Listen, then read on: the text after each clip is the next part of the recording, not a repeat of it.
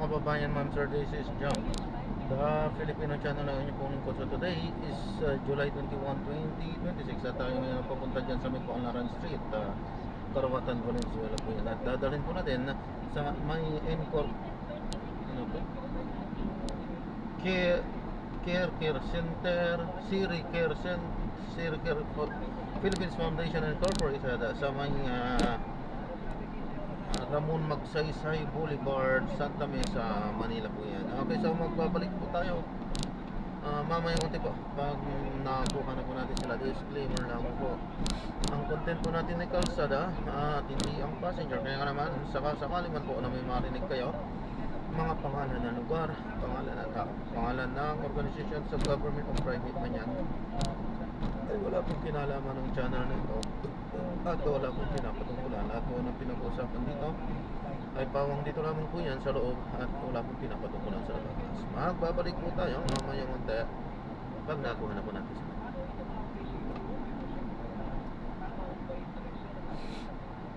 Nasa puti pag ginamang yan.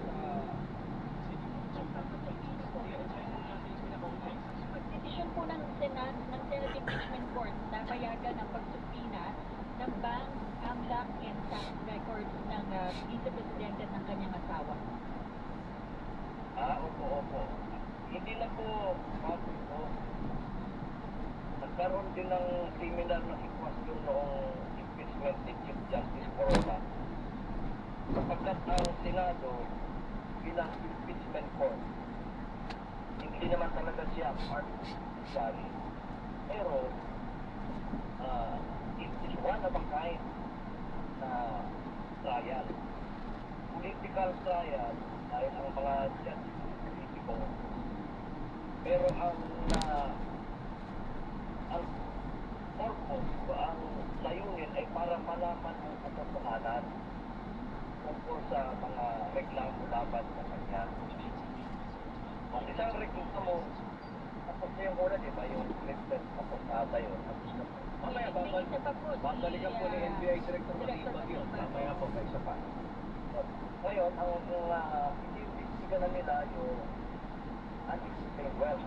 Kaya nga, kapagkat ang mga public officer ay sakop yan ng matatagal na batas yung unexplained wealth, yung Republic Act 1779 at saka yung Graft and Corrupt Act, Republic Act 1719. Pagkatapos, meron na ngayong SAL-ENO, Statement of Assets, Liabilities, and Net Worth. Pagkatapos, meron tayong bank secrecy law. Yun ang mga batas na involved dito. Pagkatapos, meron tayong anti-money laundering law. Ang dami ng batas. Ngayon, ang Senado, para malaman ang katotohanan, nararapat lang na suriin nila ang mga dokumento mula sa mga kanto, PIR, ay yung mga financial transaction na nakarecord sa anti-money laundering bill. Sapagkat ang purpose naman ng impeachment ay para malaman ang katotohanan nito. Yung mga technicality, sinabi ko na kanina, may nangyari na gano'n panahon ng Chief Corona. Pinayagan din yun. Pagkatapos, ang PIR, yan ang aksyon ng Pangulo ng araw, nasundin ang subpina ng Senado. Kaya, hindi na first time mangyayari yun. So tama lang po yun kesa yun sa mga sinasabi ng depensa na fishing expedition o walang due process o kung ano-ano pa. Ay, hindi po fishing expedition. Kasi klaro naman ang reklamo is unexplained wealth. So, para patunayan kung meron pa talaga siyang unexplained wealth o yaman na hindi niya may paliwanag ng galing, ay nararapat lang natingnan ang mga dokumento niya. Sapagkat kung wala siyang kasalanan, hindi na mga dokumento magpapatunay na wala siyang kasalanan. Attorney, nagkaroon po ng mahabang diskusyon kahapon. Si Attorney, yung mga nandun, papalampak kaya. Papalampak kayo sa pinakol. Ikaw, iba, ganun din siya. Diba? Gusto yung iba siya na itulong utak. Diba? Siya siya nagpa-imbisiga, siya pa ang gustong itutak. Last 2 minutes! Yan, inaasahan natin may magagawa pa si Pangulo. Lalo na't, huwag nyo na intindihin yung mga ratings.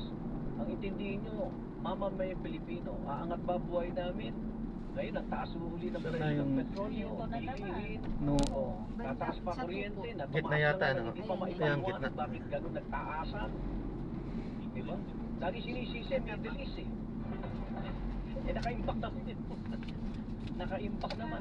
Tapos ngayon lang naisip ng DOE na maglagay kasi ng imbakan, ha? O di ba Para tinanong hindi na tayo mag-import. Di ba tinanong ko yan dati sa DOE dito sa one-on-one, di ba sabi ko bakit yung Japan, Oo.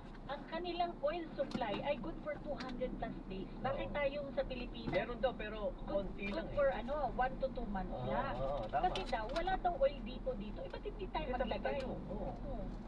Bakit yung mga congressman na sinasabi natin, patay ba tayo ng moderate your rate dito sa ibang Bakit hindi ka maglagay? Lang pala.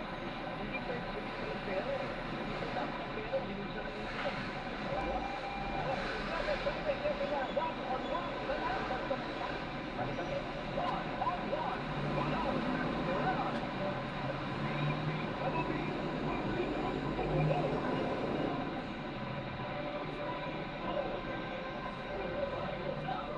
Sige po.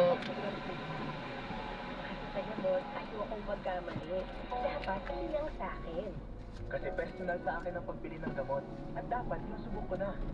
Minsan na akong sumubok ng iba, pero hindi ako iyak. Kaya balik-right na ako. Mahirap magpapalit-palit. Alam kong hiyang na ako sa rightness. Kaya ako, kailangan lang.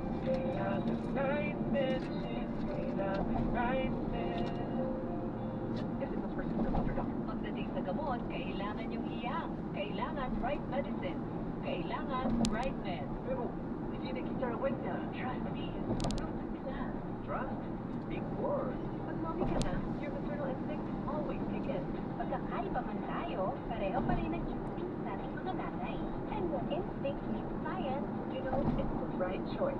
Nature drinks distilled drinking water with a 12-step process that ensures safe, Bali 85 na lang pala yung ano, no? drinking water trusted by doctors.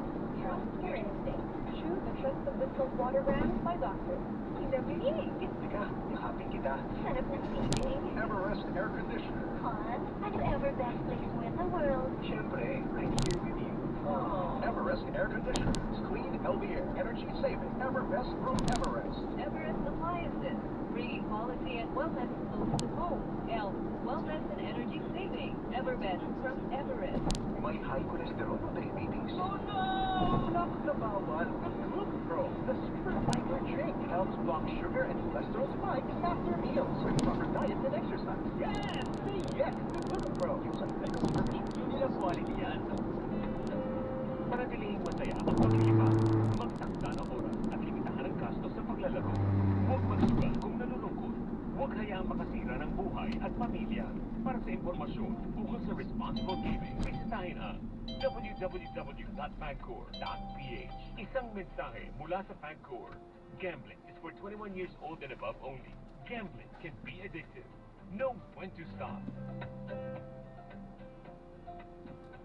Upang labanan ang pagdami ng mga illegal na online gaming site, inilunsad ng PAGCOR ang PAGCOR Guarantee website na naglalaman ng listahan ng mga lehitimong gaming provider. Ayon sa PAGCOR Chairman at CEO Alejandro Tenco, layunin ng bagong platform na magbigay ng malinaw at mapagkakatiwalaang gabay para sa mga manlalaro at publiko. Lalo na ngayong tumarami ang mga peking online gaming platform. Magtungo sa www.padcor.ph/PAGCOR-Guarantee para sa listahan ng mga lehitimong platform na nasa ilalim ng regulasyon ng PAGCOR. Paalala ni Tenco, ang mga illegal online gaming sites ay nagdudulot ng panganib at sumisira sa tiwala ng publiko, dahilan para mawala ng malaking kita ang gobyerno. Alamin ang haba o ikli ng iyong buhay base sa iyong blood type. Panoorin muli ang lecture ni Dr. Edinel Calvario sa usapang Kay Galing segment sa Hiling Galing. Hiling Galing. Mapapanood live tuwing Sabado, 9:30 a.m. sa GTV at mapakikinggan sa DZBB.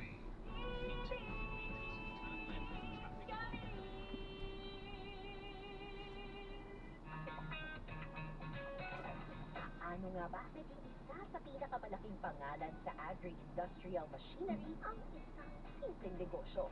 We are here to give you solution using our knowledge and innovation. Tuklasin natin paano binago ng DOST ang kanyang produksyon. Noon kasi, we are happy we get 5 units. Ngayon, may bababa sa 15 units, meaning nag-triple yung production. Abangan yan ngayong Sabado sa Nego Siensya. Alamin ang haba o ikli ng iyong buhay base sa iyong blood type. Panoorin muli ang lecture ni Dr. Edinel Calvario sa usapang Kay Galing segment sa Hiling Galing. Hiling Galing. Mapapanood live tuwing Sabado, 9:30 a.m. sa GTV at mapakikinggan sa DZBB.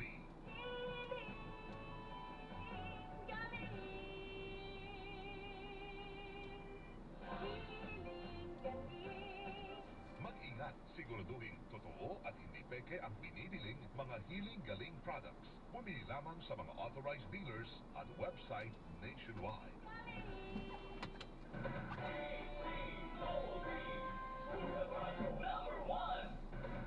DZBB, balitang tama, balitang totoo. 1-on-1, walang personalan. Alas 9:42, sa linya po natin Engineer Joshua Bingkang, President at CEO. Bases Conversion and Development Authority o BCDA.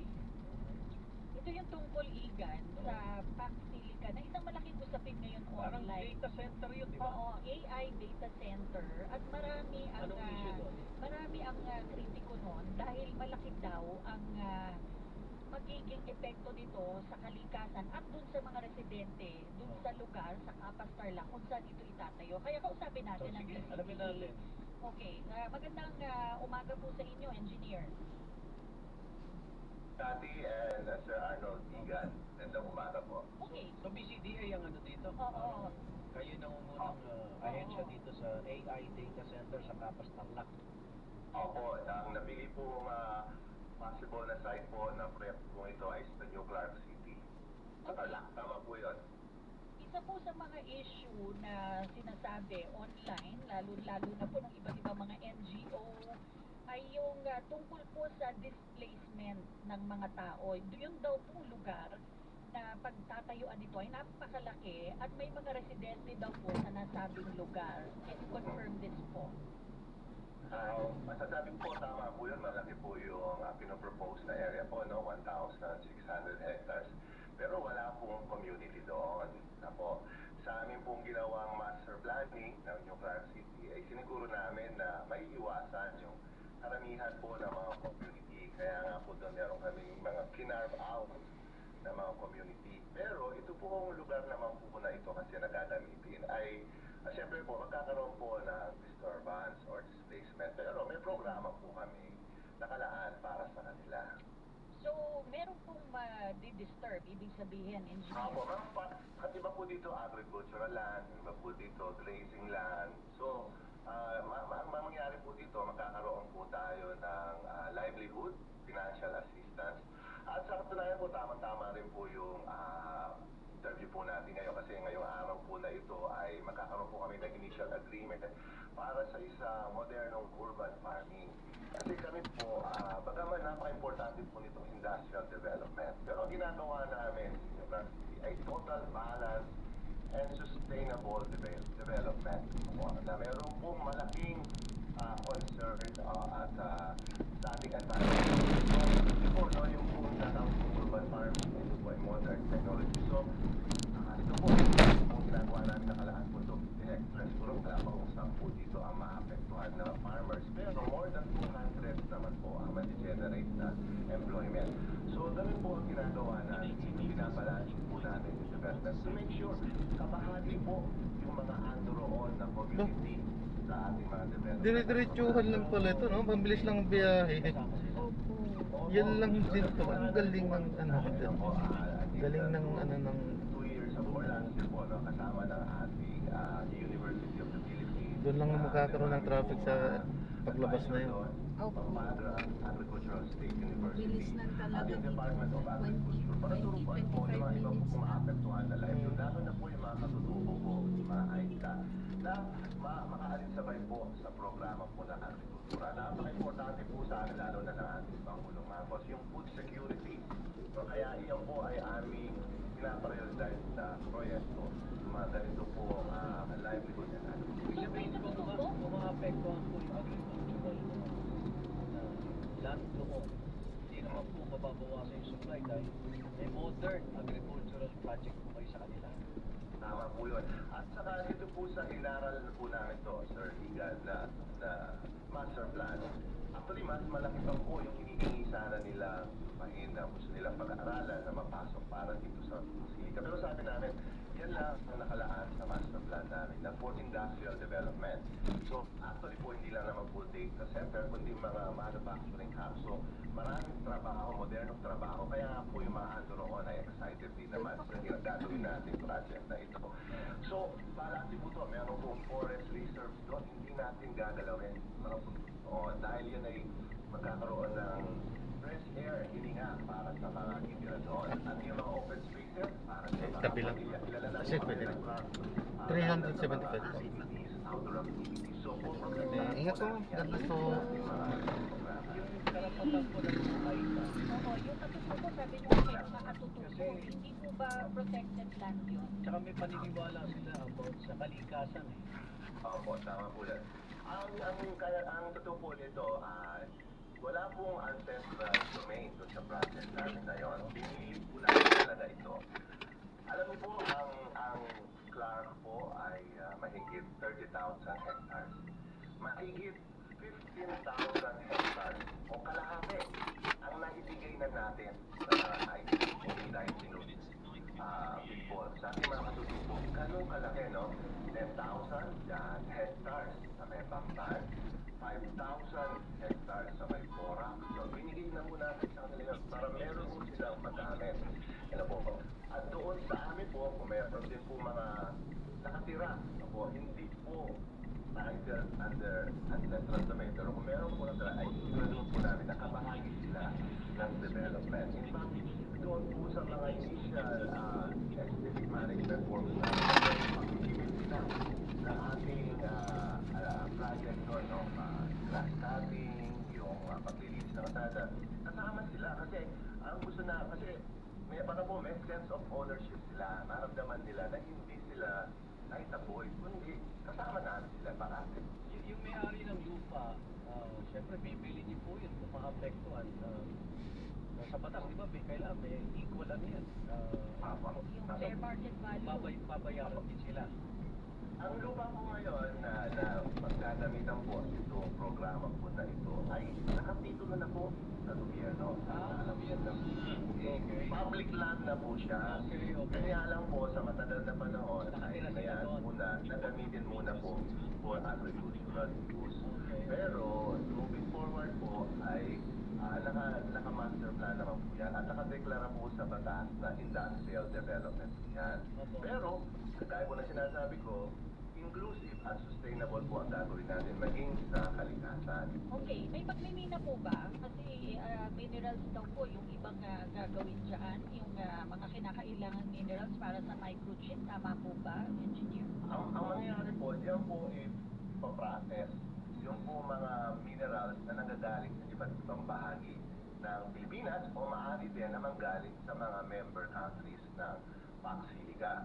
Ang mangyayari po kasi ngayon, imbes na ipapadala natin sa ibang bansa yung ating mga critical minerals, kagaya po ng nickel, copper, na ginagamit po, halimbawa, sa cellphone natin, sa mga equipment, sa hospital, sa mga sisikan, ay dito na po natin ang process. So, ang halaga po nito ay tataas, yung value added po nito sa ekonomiya ay tataas. At marami pong mga trabaho, marami pong mga trabaho ang makikreate nito, technical skill jobs. Kaya nga po, ina-alerto na rin natin ang mga LGU natin, governors, na tulungan tayo sa pag-provide din ng Ayan, na-drop na natin. Maraming salamat po sa panonood. Hanggang sa maliingat. God bless po.